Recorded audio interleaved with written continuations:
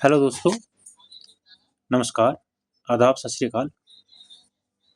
क्या खसरा नंबर कभी चेंज हो सकता है? क्या खेवट नंबर चेंज हो सकता है? क्या खाता नंबर चेंज हो सकता है? आज का हमारा यही टॉपिक है। सबसे पहले बात करेंगे खसरा नंबर। तो खसरा नंबर समझने के लिए पहले ये देखना है कि ये खसरा नंबर होता क्या है और ये कब लगता है। खसरा का मतलब होता है खेत और नंबर का मतलब नंबर। तो खेत का नंबर, तो ये खेत का नंबर यानी खसरा नंबर ये कब लगता है? देखो, इसके लिए इसको समझने के लिए सबसे पहली बात ये है कि जब बंदोबस्त होता है, इनिशियल स्टेज बंदोबस्त जब होता है, तो बंदोबस्त में गांव की जब पैमाइश की जाती है, तो पैमाइश करने के बाद एक जो सबसे पहले जो मसावी बनती है, जिसमें हर खसरा नंबर का एक अलग अलग मतलब खसरा नंबर की अलग अलग बाउंड्री बनी होती है। तो फिर उसमें पटवारी जो है खसरा नंबर फ्रेश लगाता है। और वो कैसे लगाते हैं? सपोज करो एक गांव है, मैंने आपको बनाकर कोशिश की है इसमें बनाने की।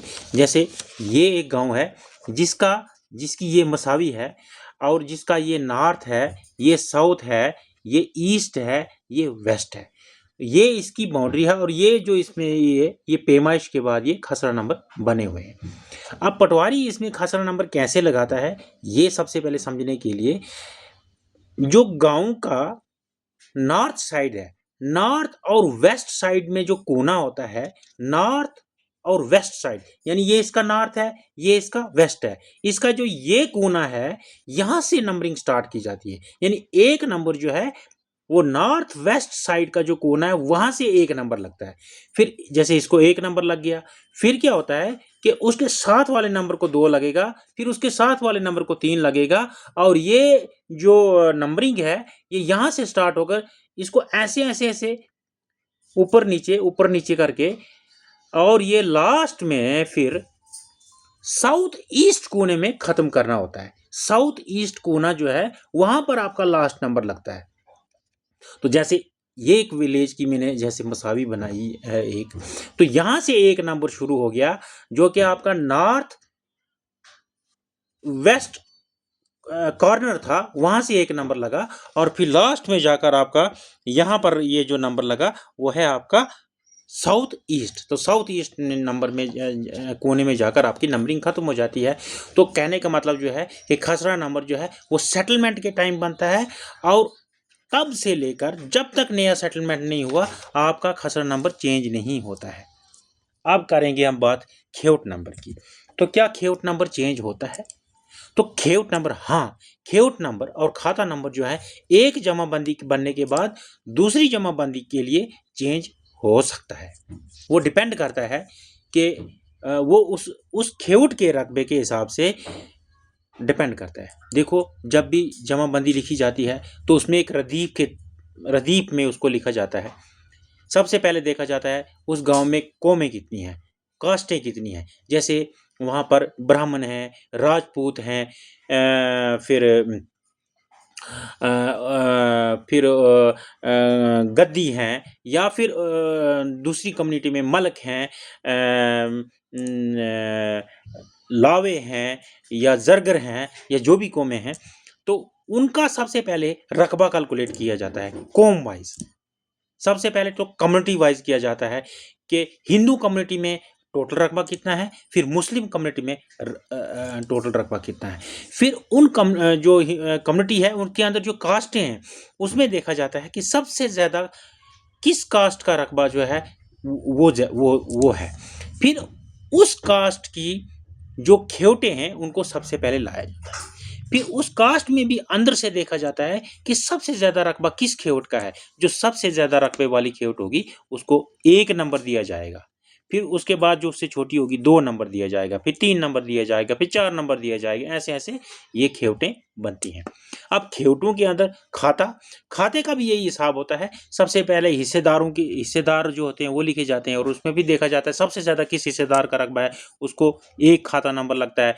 फिर उससे कम वाले को दो लगता है, फिर तीन लगता है। फिर उसके अंदर भी और रदीफी होती हैं, हमें उसमें जाने की जरूरत नहीं है। एक सिंपल सी बात समझने की बात है कि खेवट नंबर और खाता नंबर जो है वो एक जमाबंदी बनने के बाद जब दूसरी जमा बनती है तो चेंज हो सकता है अगर उनके अंदरूनी अब उनके टोटल खेवट में अगर रकबा कम या ज्यादा हुआ हो तो उसके हिसाब से खेवट नंबर चेंज हो सकता है।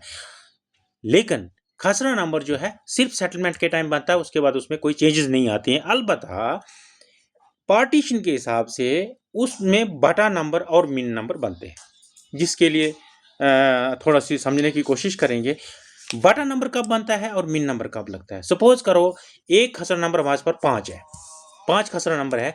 5 खसरा नंबर जो है वो उसका कुल रकबा जो है 10 कनाल है, ठीक है, 10 कनाल रकबा है।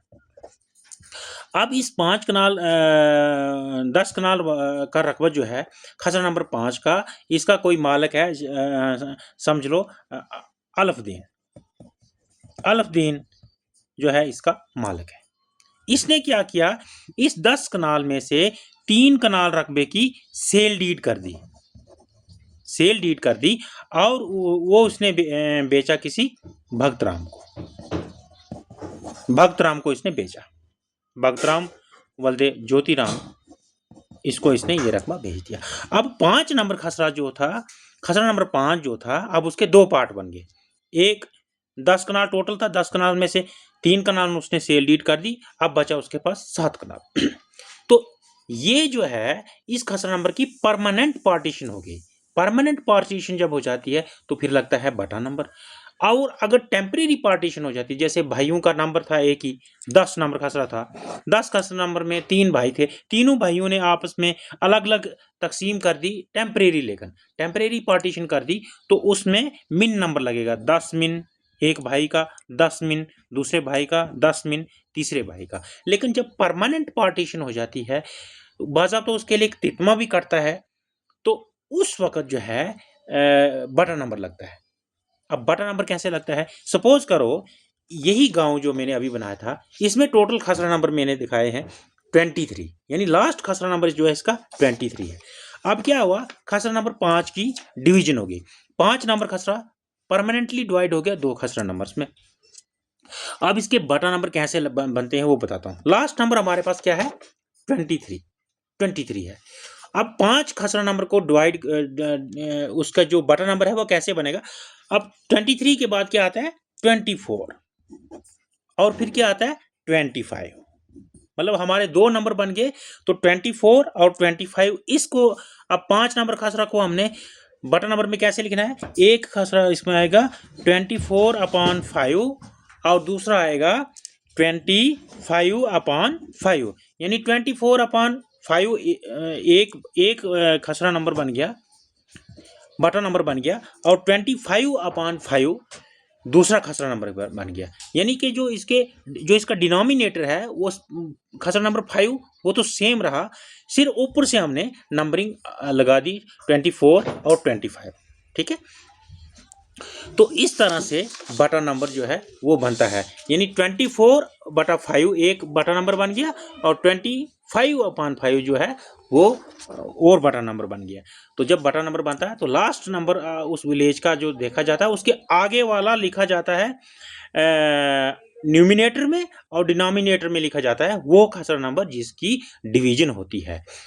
तो इसी तरह मिन नंबर भी बनता है। तो मैंने ये कहा, मेरा कहने का मतलब ये है कि खसरा नंबर जो है वो चेंज नहीं होता। देखो वो चेंज नहीं हुआ, मेन 5 ही रहा, खसरा नंबर मेन तो 5 ही रहा, सिर्फ इसको बटा नंबर दिखाने के लिए हमने लास्ट नंबर को ऊपर डाला। लेकिन खेवट नंबर जो है वो चेंज हो सकता है। जैसे आपकी खेवट 1970-71 में खेवट नंबर 4 था, लेकिन उसके बाद जैसे 1999-90 में आपका खेवट नंबर 12 भी हो सकता है।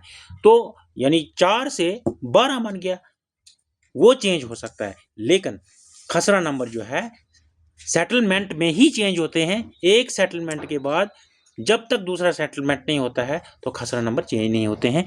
तो आज के लिए इतना ही, थोड़ी लेंथी हो गई वीडियो, इसमें ज़्यादा कुछ नहीं था। तो बहुत बहुत शुक्रिया, आगे और डिस्कस करेंगे। धन्यवाद।